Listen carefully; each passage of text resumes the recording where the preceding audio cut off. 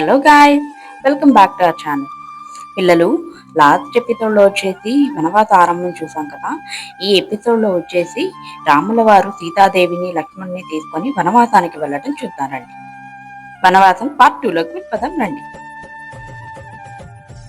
రాజభవనం నుంచి అడుగు బయట పెట్టగానే రక్షకులు సేవకులు నేలపై మోకాళ్లపై వంగి కన్నీళ్లు కారుస్తూ వదిలేశారు.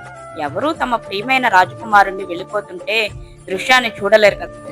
As they stepped out of the palace, guards and servants fell to their knees, weeping. No one could bear to see their beloved princess live. Rajaratham మెల్లగా అయోధ్య వీధుల్లోకి సాగింది.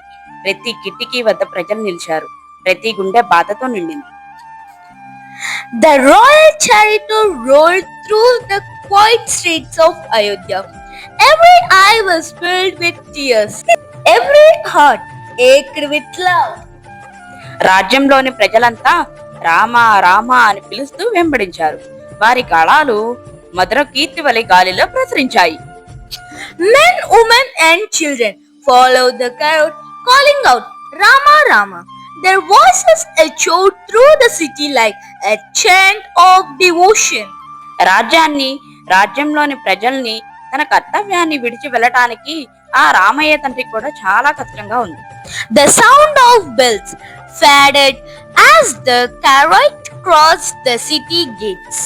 The morning wind carried with it Ayodhya's final farewell. చూసారు కదా పిల్లలు, next ఏం జరిగిందో వచ్చే ఎపిసోడ్లో చూద్దాం. బాయ్ పిల్లలు. Please do like, share and subscribe to our channel. ఇంకెవరైనా సబ్స్క్రైబ్ చేసుకునే వాళ్ళు ఉంటే సబ్స్క్రైబ్ చేసుకోండి ప్లీజ్.